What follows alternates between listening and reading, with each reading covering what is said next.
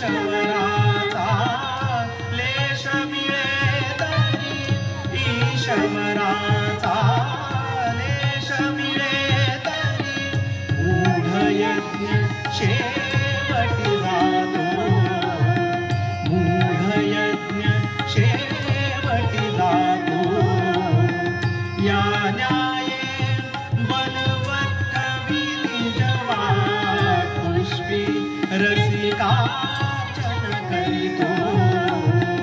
या न्याये बलवत कवी निजवा पुष्पी रसिकार्चन करीतो पंचतुंड नर